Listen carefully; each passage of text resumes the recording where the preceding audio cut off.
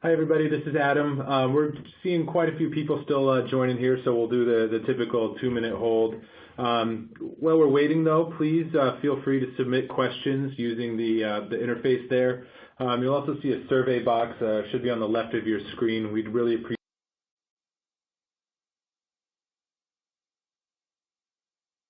it if you give us your feedback so we can make sure that these are most value to you. So hang tight, and we'll be back in just a moment.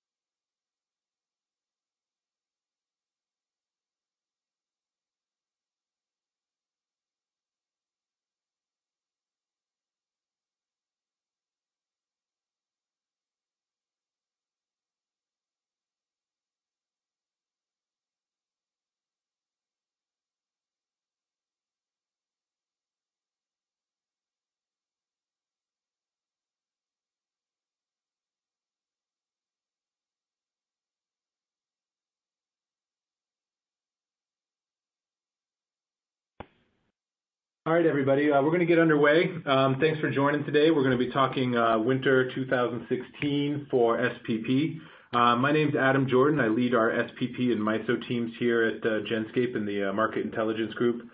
We're also joined by Jarrett Verga, who you'll hear from in a little bit, and the future voice of Genscape Radio, Josh Seneschal, is with us today. He does our demand and meteorology for SPP. Amongst other regions. So we're going to start with Josh today, and again, please shoot questions in as they come up, and we'll take care of them. Let's get to it. Cool. All right. So I guess we'll start with a quick recap of this past fall. Overall, very warm conditions. All 3 months of fall. We did have above normal precip limited to Nebraska and far western portions of the footprint, but overall we did see drier than normal conditions for most of the major demand centers, and our cooling load peak occurred September 3rd at 47.63 gigs. So generally speaking, very warm fall, mainly dry conditions, record-setting warmth in a lot of the footprint. And initially it was a little bullish for cooling load. We did see that pretty strong cooling load peak in September, but we did have very weak heating load the last several weeks associated with that warm pattern, and that's why peak load failed to reach 32 gigs in the month of November. All right, so take a look at last winter before we get to our official winter outlook. Overall, generally near to slightly below normal temperatures were found across the major demand centers. However, December was very warm, and that was offset by a very cold February. So despite a general seasonal-looking winter, we did have a warm start and then a very cold finish. And a strong cold snap on the 8th of January produced our winter demand peak of 41.9 gigs. And then February, we did have some pretty persistent cold, had that demand peak at 40.1 gigs. So despite a generally slow start to winter, we did have a pretty good ramp up later in winter with those cold outbreaks. So. All right, and just before we move on there, sorry, we already got a question here. These numbers may look high to you. We've actually backcast and included the integrated systems into those recap numbers. So SPP Classic was closer to, I think, 33 gigs for a peak last winter. Yeah, and we've added over about 5 gigs since then. So, cool. Yeah. Nice. All right. So getting to our official winter outlook, overall, unfortunately, we're going pretty bearish, not expecting a whole lot of excitement this winter. We do have above normal temperatures favored across really the northern 3/4 of the footprint. Omaha, Kansas City, at least a few degrees above normal. That'll be driven by a strong El Nino pattern, and several of our analog years indicate additional warm risks to the forecast. So overall, looking pretty warm. Precipitation generally near normal, driest anomalies focused across the north. But at least compared to last winter, we are expecting much stronger warmth. And let's take a look at the monthly breakdown. Very consistent conditions from month to month. Warm anomalies kind of staying put across northern portions of the footprint, December, January, and February.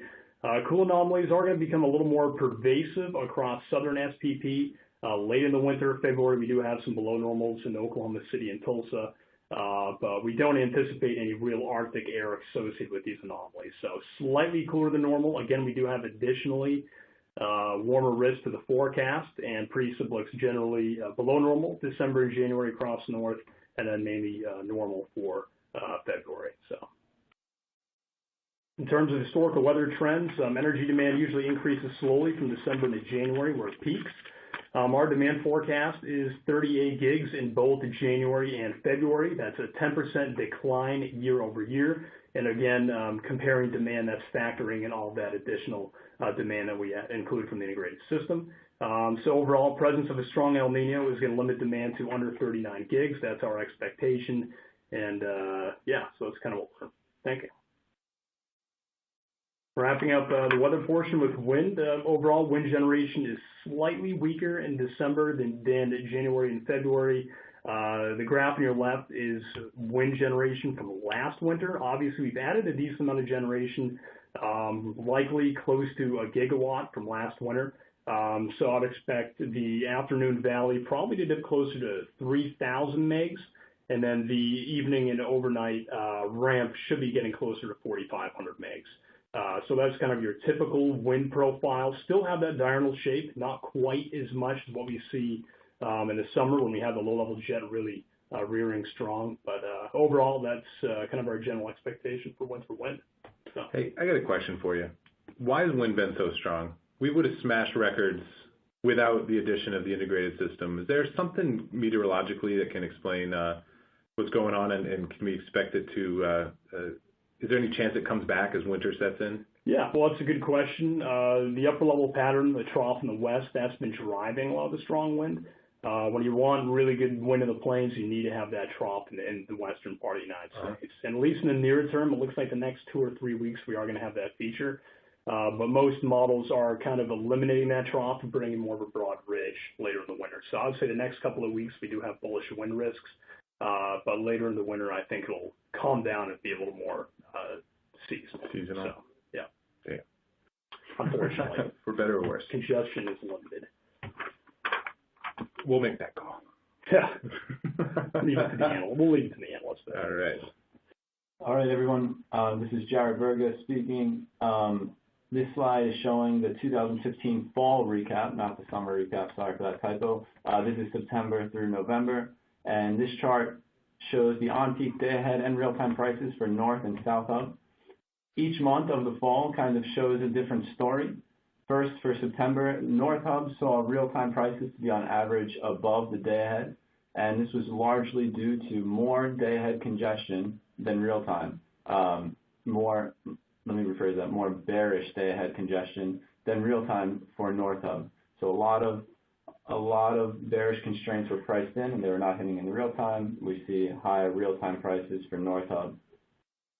Moving on to October 1st, Basin entered the footprint, and we saw not only marginal energy costs, but also marginal congestion costs. Both were quiet and calm, and we saw positive DART spreads for October. November, we were actually seeing a similar trend until Thanksgiving. The Friday after Thanksgiving, as well as the Monday after Thanksgiving, saw very strong real-time volatility, and those 2 days actually brought the average for the entire month. The average DART spreads turned negative because of those 2 days after Thanksgiving.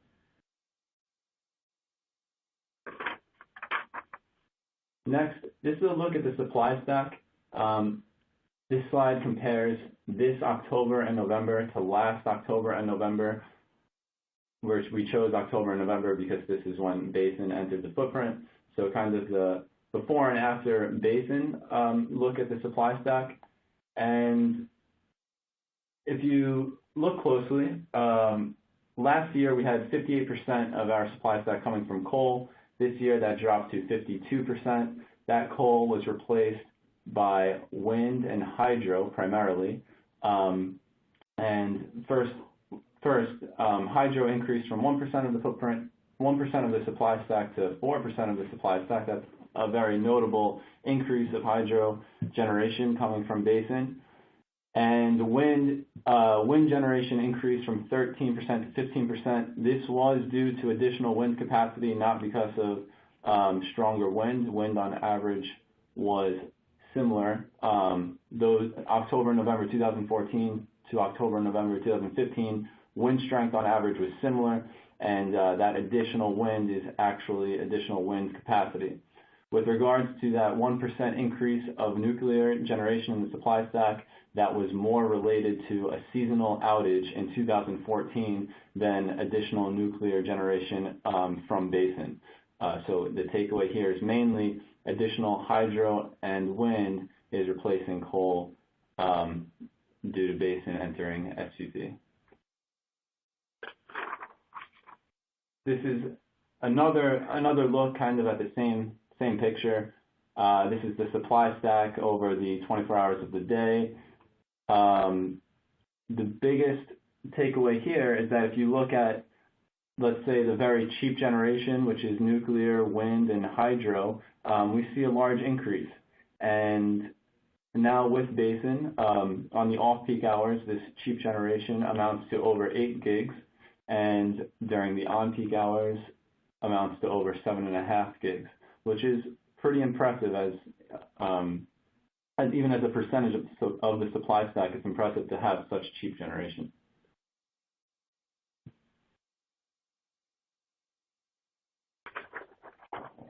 Next slide. Excuse me.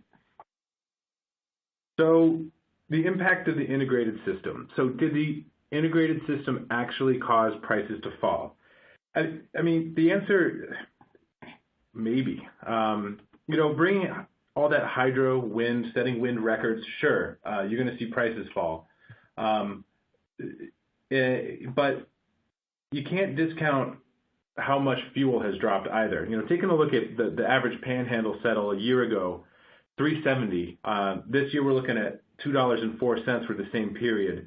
That chart on the lower right, what did we prove here? The heat rate is a physical characteristic that doesn't change, I guess. But what we tried to do a little bit is kind of strip out all of that wind and imports to see really that, what's the cost to serve load using thermal generation. So really did the integrated system cause a drop there? And frankly, I'm not sure it's clear. The addition of all the renewables certainly helps, and the drop in fuel price is certainly a big part of that. We saw that gas percent of fuel mix held steady at 20%. Gas coming off nearly $1.70 is a big part of that. I just think those last slides showing how much coal has been displaced by an increase in wind and hydro relative to gas is really just kind of gives us a state of the market. And if you look at the table on the upper right, those marginal energy costs, we're a $13 drop in the off-peak, a $14 drop in the on-peak. It's just incredible. And I think that it's fair to say that we expect this trend to continue. We are not looking at a recovery in gas price. There will be days. MISO, to a larger extent, is talking REX reversal, the Rockies Express reversal, all this shale gas. That's now seeing even constraints in certain areas ease. So it starts to build kind of a bearish sentiment here for the month ahead. You couple this with the El Nino and our above average temps, it's going to be cheap.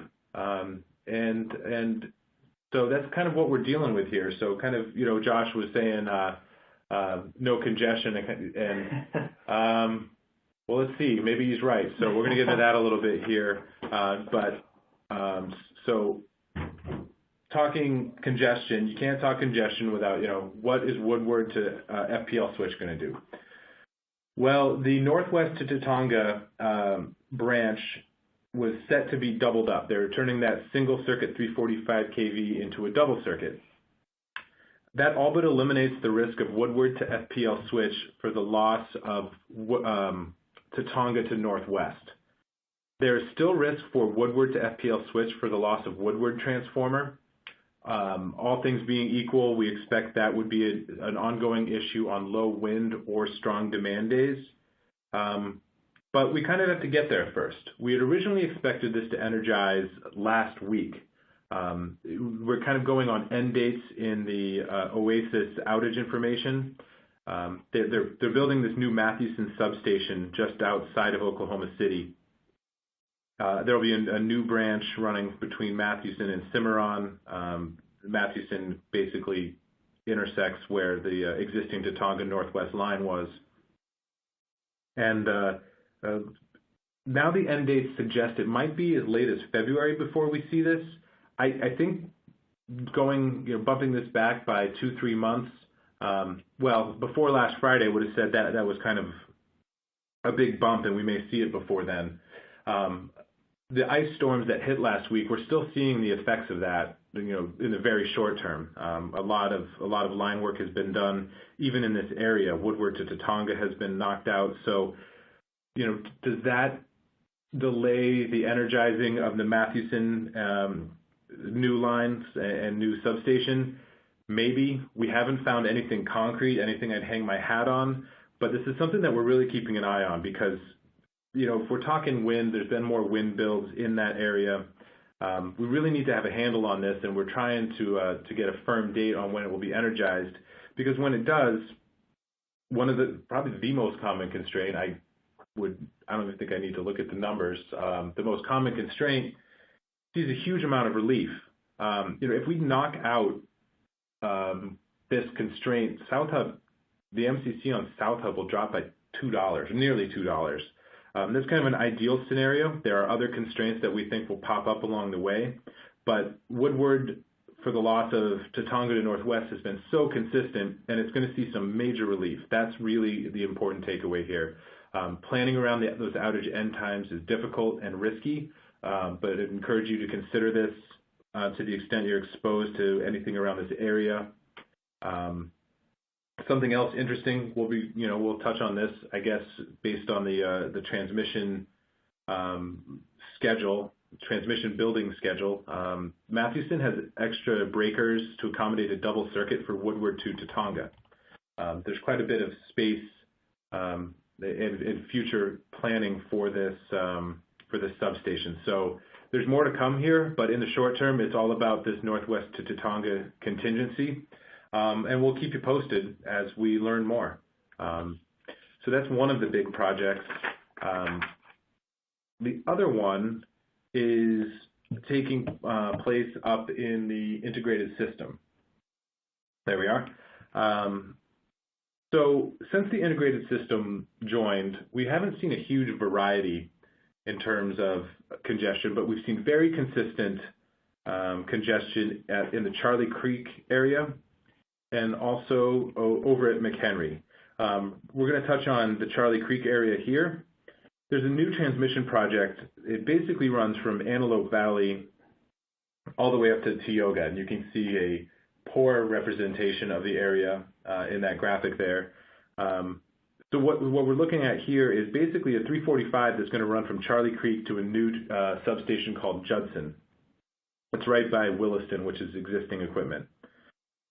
This will eliminate Watford City and Charlie Creek to Rough Rider congestion. We've seen that drop off lately, and then future work will carry that 345 all the way up to Tioga. So it's possible that the Williston to Tioga branch will congest, but there's a 230 and a 115 kV line there. So that area already has a better infrastructure, because right now it's Charlie Creek to Watford, I believe, is a 161, and it steps down to 115 there. So we've seen some of that Watford transformer congestion. That Charlie Creek has been much more consistent lately, really until the last week. I guess while I'm on it, if anybody's wondering why, we suspect there's been an improvement on the supply on the sink side of that constraint. Again, it's hard to confirm, but we suspect there's improved generation in the area, possibly not in SPP. There's a MISO unit over there. So that's what we're looking at there. So two projects that we're keeping an eye on. Oh, again, this line work, when do we expect it? this is another one that we expected really to be energized around this time. The date on it is now probably within the next couple months. We expect this to happen. What's the date on that? The outage ends at the end of this month. This month, Christmas, New Year's. Right. Right. The holiday season. Charlie Creek will be a thing of the past, but we'll keep an eye on that one as well. So, all right, back to Jarrett. Perfect. All right. So these are the top 10 constraints of the fall. As you look at the list, there's kind of no surprise here. We have Woodward, the McHenry Transformer, Tuco to Lubbock East, Knoll to Redline, Osage, Woodward, again, another Tuco to Lubbock East, Milan to Clearwater, Osage, and Rugby. Those names are very common. One thing that's interesting here is that all 10 of these constraints bound more heavily in the real time than the day ahead. This was not the case in the summer or the spring. So that's impressive in itself. The top 4 bound quite strongly with over more than $20. Sorry. The top 4 constraints were quite strong with $20 or more for an average real-time shadow price. Boom. All right. And just kind of breaking down these 10 constraints, McHenry, Knoll to Redline, and Milan Tap were largely driven by outages. And then if you look at all 10, basically everything except the McHenry Transformer constraint, strong wind was a contributing factor to all of these constraints. McHenry was a little bit special, and technically McHenry is a low wind constraint as it is bullish on the Rugby wind farm. But the takeaway here is that wind is a major driver of congestion and real-time over day ahead for the fall.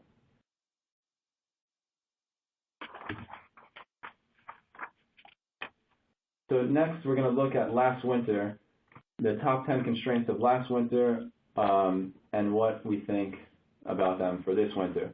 First, Osage was the #1 constraint last winter. We think that this is a moderate risk. It's still around. However, there has been some generation improvement where Elk Station, which is a gas unit,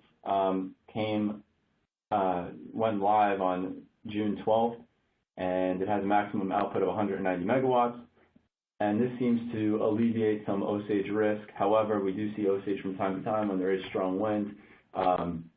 We would expect to continue to see that, but I don't think that is going to be the #1 constraint of this winter. Next, Woodward to FPL switch. Adam just went into detail about that. Written here, actually, just to kind of add some points, there were some additional wind farms, such as Balco, that were installed on the bearish side of Woodward to FPL switch, which definitely makes this a risk until the Mathewson lines are energized.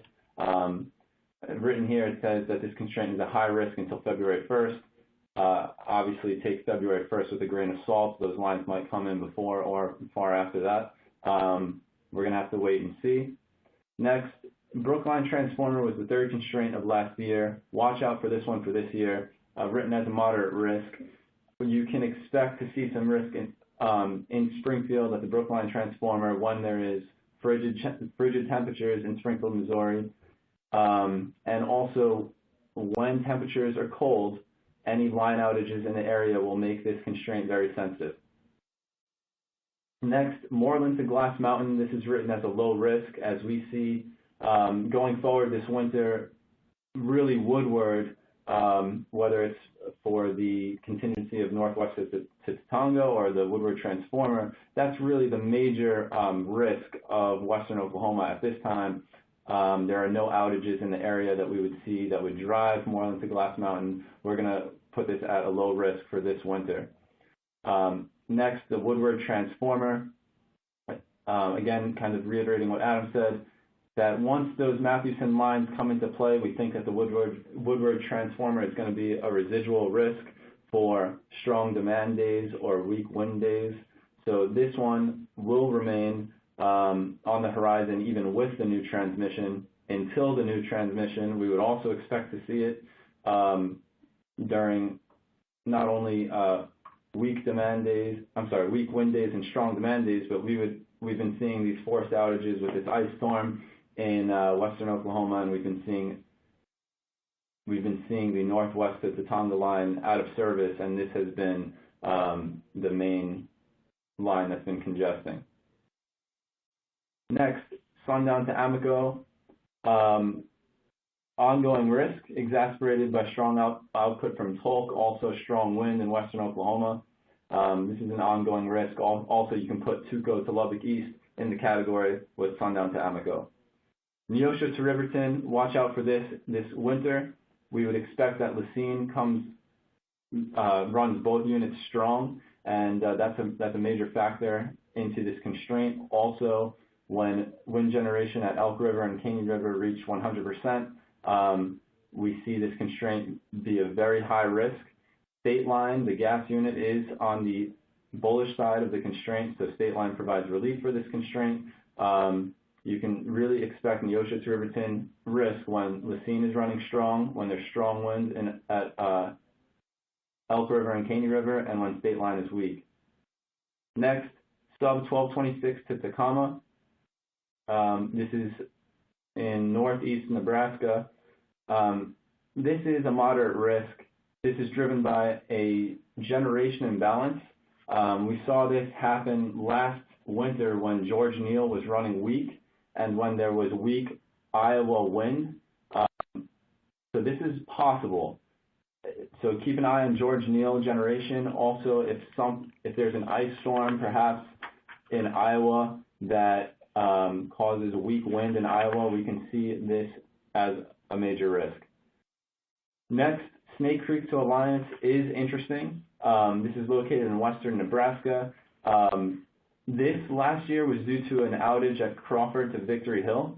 This is not on the schedule for this year. However, we sense that there is risk in this region as we have this kind of, we have a new situation here. We have basin in the footprint. The Dakotas are going to get cold. We're going to have flows moving from Nebraska up north. So this is going to be a sensitive area. Recently, we've seen some outages around the Stiegel tie, which have had no impact on this constraint as we have expected. But I would keep an eye on Snake Creek to Alliance, and if there are any outages like Crawford to Victory Hill, we will see congestion here. Finally, Volunteer to Phipps Bend. This is a demand-driven constraint, primarily due to demand in PJM. And also last year we saw this constraint when there was strong demand in PJM, but also there were major line outages in CSWS and EES. So keep that in mind on days when PJM is cold, and if there's a major line outage like Lydia to Valiant in CSWS, or large line outages in EES.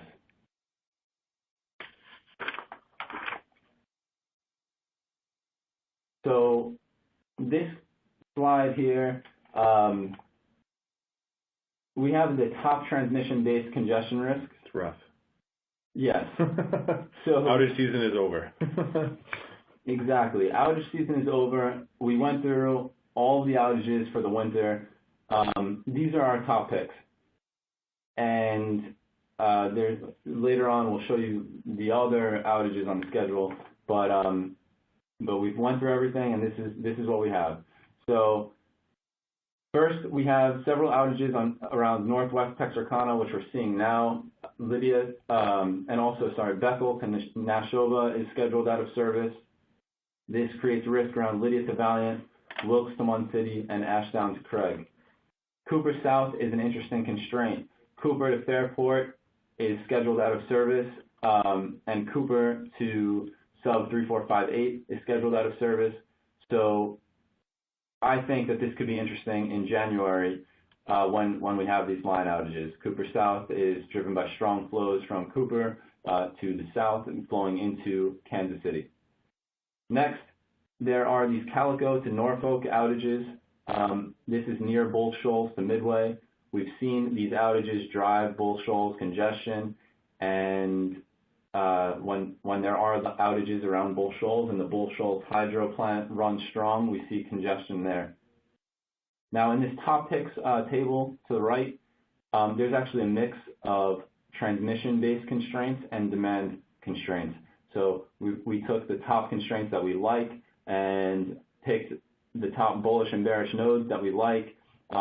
It's just that they're not the first. Here you go. So the last four are more demand-driven constraints, and the top three are the transmission-driven constraints.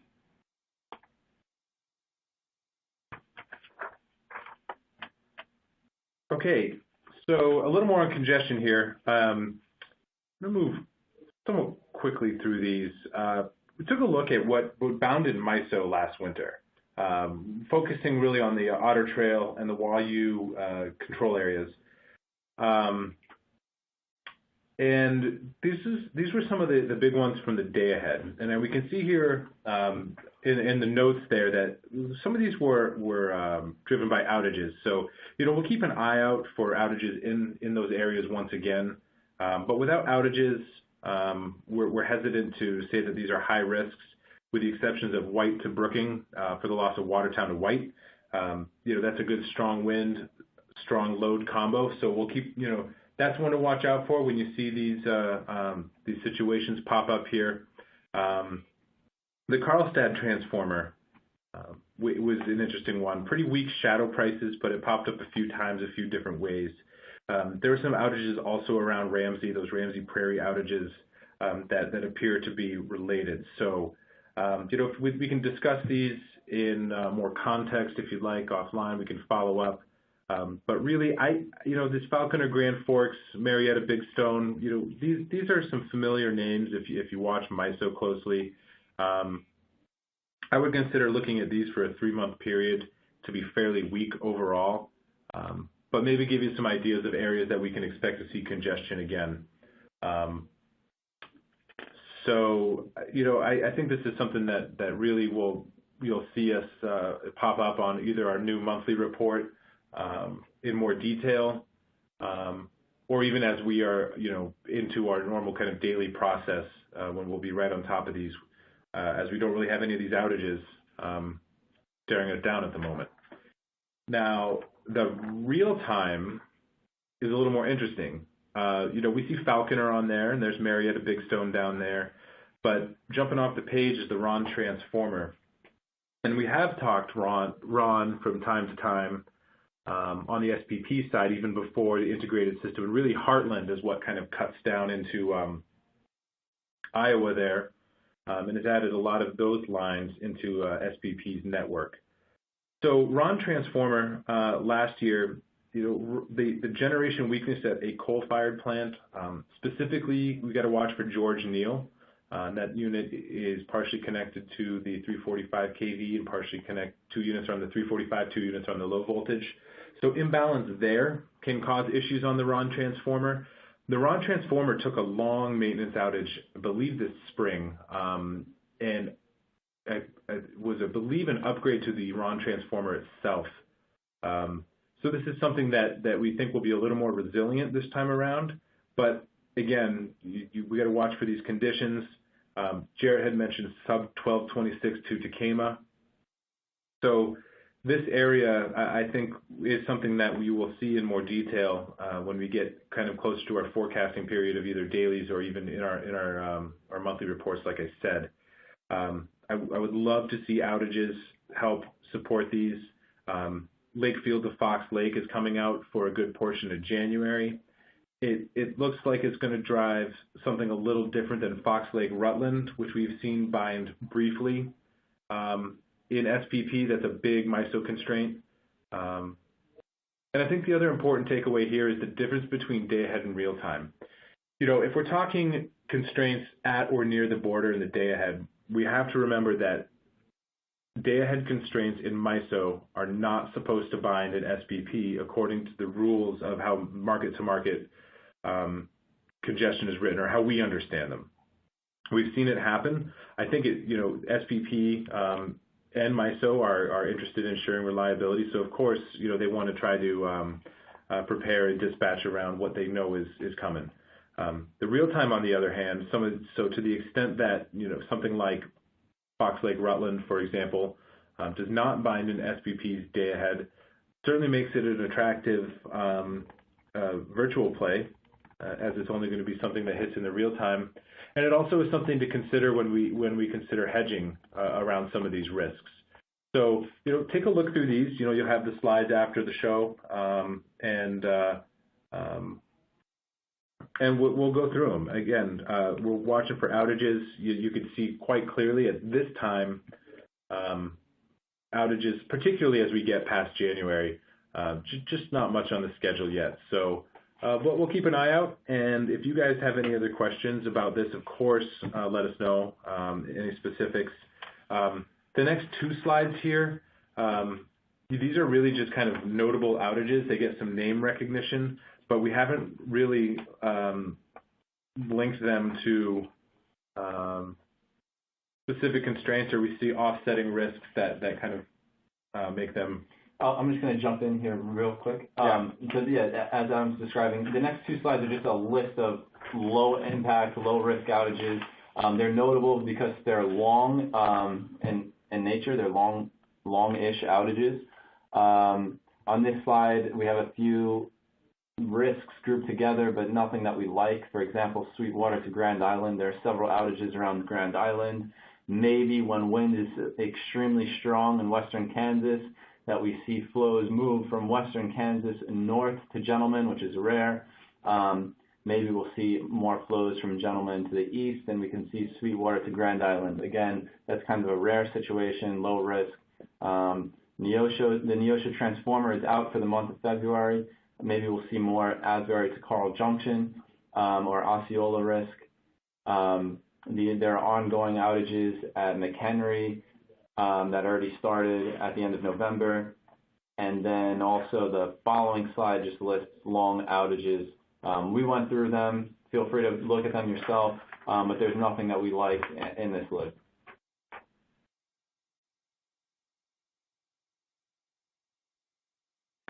Well, you know what that slide means. It's question time. We've got a few here, so in order to just kind of keep things moving here, I'm going to jump into one. I think this one is a really good question. Jarrett touched on it, and he had one of them. It was, what were the line outages that were driving volunteer fifth spend? And I actually have some direct from SPP feedback that we got last winter. We were very fortunate to get some so this is directly from SPP. I'm just going to read this. This is what we got in corresponding with them. Normally, our impact on this flow gate is less than the threshold used to assign relief, but due to an internal 345 kV line outage within CSWS, that was Lydia to Valiant, plus an external 500 kV line outage in EES, our impact increased to above the threshold, requiring our assigned MF relief obligation. So, as Jarrett mentioned, that was the Lydia to Valiant, and the 500 kV was Lakeover to Ray Braswell.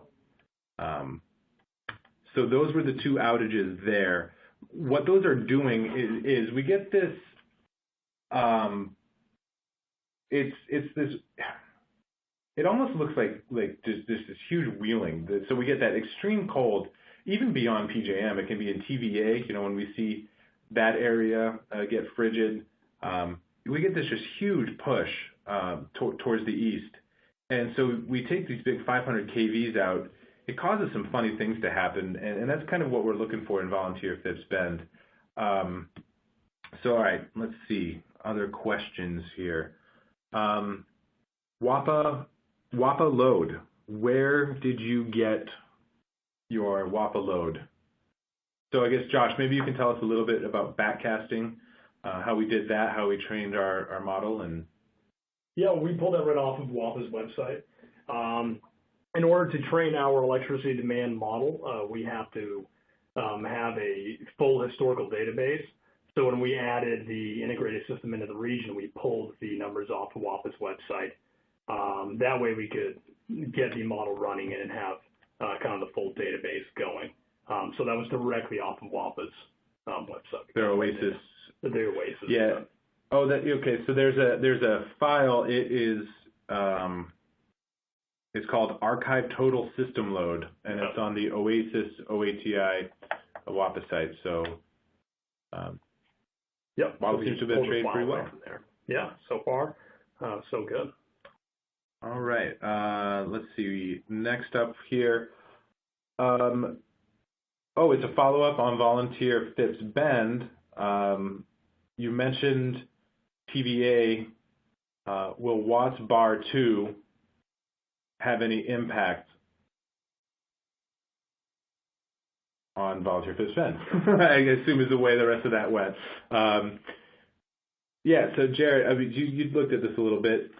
Yep, so there is a nuke coming online in MISO. It's called Watts Bar. There's already a nuke there. They're bringing on an additional 1,100 megawatts. It is located on the bearish side of Volunteer to Phipps Bend. So if the tricky part here is that we don't know when exactly that nuke will come online. It could be early 2016, but it might miss the winter.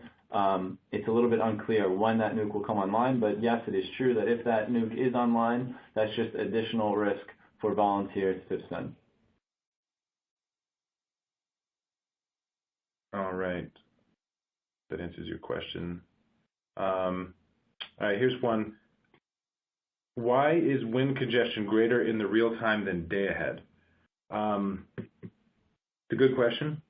I think, it surprised me that that was true with Woodward, because I think there's this idea that Woodward binds around the clock and then is more concentrated in certain parts of the day, or certainly when certain wind farms production is strong.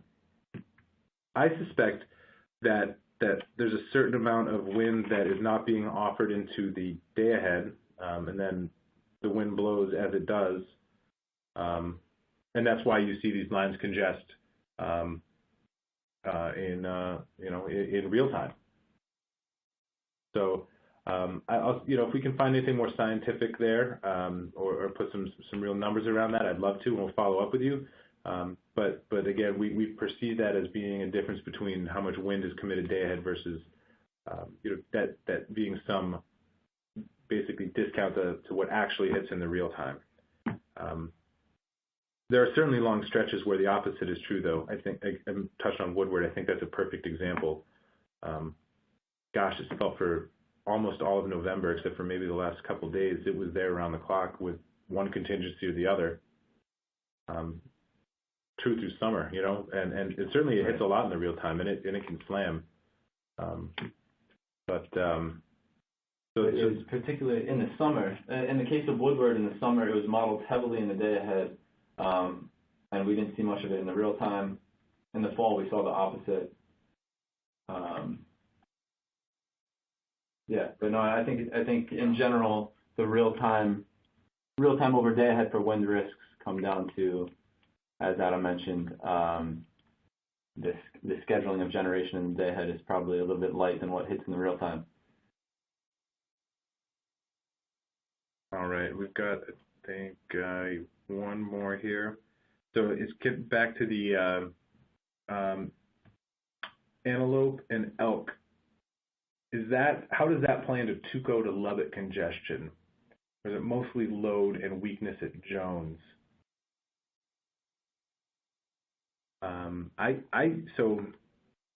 I think this is more of an issue of strength at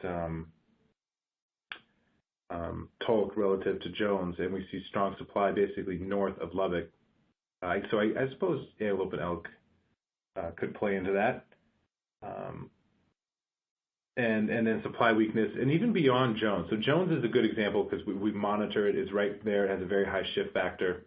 But you get down towards Cunningham and Hobbs. There's the SPS Mustang units, which have been on long-term outage. So, that with the addition of the border, so it's Woodward to border to Tuco line, that kind of cuts around Amarillo to a certain extent. So you get some of this wind coming down from the Woodward area as well. And so now you have this new constrained area around Tuco to Lubbock East. So it's contributing factor, but I think it gets a bit larger than that. I mean, would you agree, Jared, that it's so Tuco to Lubbock East? I think this question is it wind driven? Is it thermal gen driven? I think it's multifactorial. I think as I think that in general we see flows coming from the north going down south through Lubbock. And in the north we have Tulk. We also have Harrington. I think the line of Tuco to border to Woodward is very important because this carries wind from western Oklahoma down into the Texas Panhandle. So I would say it's a mix of strong generation in the north. Yes, there's wind up there. There's also coal up there. And then in the south, there isn't in the south, meaning around Jones and Cunningham. We're going to see a weakness in gas generation in the south. Will help drive this. So I think that it's a mix. I think it's a bit multifactorial. Both wind and coal play into this constraint. So we got a couple more here. Keep coming in. We missed some stuff today. With low gas prices, how much of coal to gas switching is happening now? As we've seen coal touching certain levels, I think it's a lot. And the supply stack. If you look at the supply stack breakdown for the last couple months compared to a year ago, coal has been, frankly, I don't want to say gutted, but coal has dropped. The only thing that's dropped. Wind's up, hydro's up, gas is flat, meaning that coal has been displaced. Just so it's a lot. 4%. Was that? It was 54 to 50%, right? So it's really happening, and I think that's something that again we can expect to continue here. I think coal will see a bit of recovery as we get a little bit colder. We'll see spot gas prices move up a little bit when it gets cold because they will. That's what it's still gonna be cheap.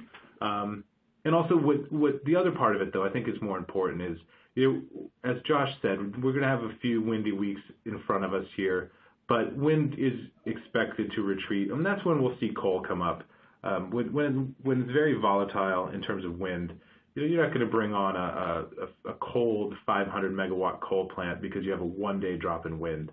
So really, when we see more sustained weakness in wind, is when I would expect coal to recover. I think we're going to need to see a little bit longer to say how much of this switching is permanent, or if any of it's permanent. But in the short term, it's definitely coal that's feeling the brunt of the addition of wind, hydro, also gas prices. Also shoulder season. A shoulder season. Yeah. So this question, I think this is our last one. Oh, I think this is our last one here. And this is a good one. This is one we see and discuss a lot because it varies from place to place. Can you confirm that there's actual wind curtailment occurring when wind is at certain levels?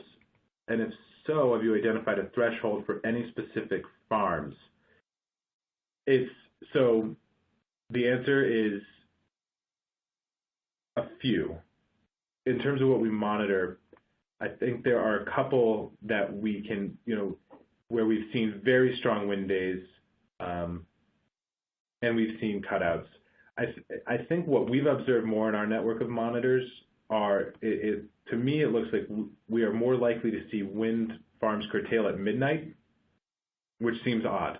That says to me that there's something happening in the day ahead that are changing their economics as opposed to wind speed. So it's just like anytime we see a plant come off right at midnight, it's hard to say that's a trip or even a curtailment. Of course, wind's strong at night, so that's not always the case. Yeah. But they will stay down for a day, or long, or they will come back when wind is still strong. So I know it's not. I didn't list off 3 or 4 farms there because I'm hesitant to say which ones we would really strongly link to a certain wind speed. I'm just not confident enough to hang my hat on that. I think, Josh, the wind speed that we're normally looking for 45 sustained, 55 gust. Usually curtailment, you'll be looking at, gusts of at least 55. So if we have like a line of severe thunderstorms come through, or you have like an abrupt increase in the wind, that would probably enhance the likelihood of curtailment. But yeah, I believe the number is around 55 gusts over 55, and we did see that I think a couple weeks ago with that strong cold front too. Yeah, I guess the other kind of curtailment that we need to talk about for winter is just cold temps. Wind farms have a high and low ambient rating or tolerance. So a good thing it's going to be a warm winter, I guess. I mean, but more an issue in the integrated system area. It's pretty cold. It's single digit teens type before.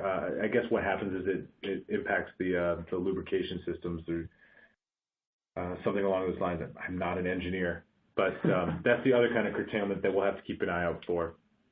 So I'm sorry I don't have a couple of names for you there, but maybe we can talk about sharing some ones we suspect later on. Try to see if we can do a little bit more digging for you.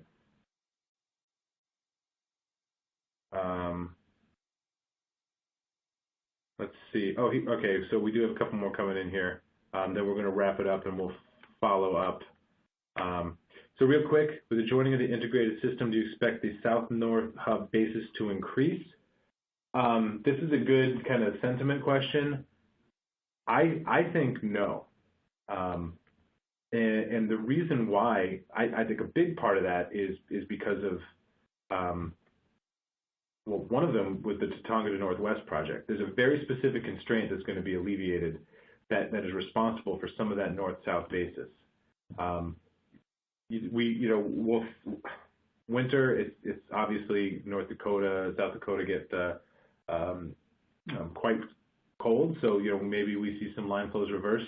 That WAYU is no longer an interface. That's just part of the network now. So like Jarrett mentioned with Alliance, Snake Creek, things like that, things in that area.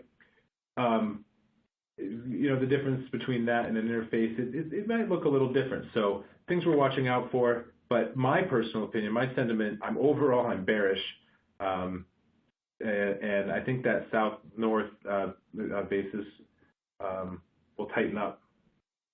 Jared, what do you think? I also agree. I think that the next week or so might be a little bit risky for Woodward, as we do still have ongoing outages there related to this ice storm. I think that there is risk for Woodward congestion in the near term that could be very, very strong and cause a large south over north spread. But after these line outages, I think that we're kind of in a new era this winter. I think that we could expect more flows from Nebraska to go north to North Dakota, which will help alleviate that north to south flow that we typically see. And then, of course, there's the major wild card of when the Mathewson lines come in to help alleviate Woodward. And if that happens early February, then we have that last month of winter. We should have a pretty light north to south spread. I think even recently we've seen the spread be like pretty tight recently. So yeah, I don't think it will increase. I think it will decrease. Josh, what do you think? I'm just kidding. I'll save my answer for later. All right, guys. Well, some great discussion. Thanks for all the questions. Thanks for tuning in. We'll follow up on a couple that I think we need to touch on a more individual basis. If you do have any follow-up questions, please let Jarrett, Josh, or myself know. The slides and the recording will be available for download shortly. But again, thanks, and we will talk to you all soon.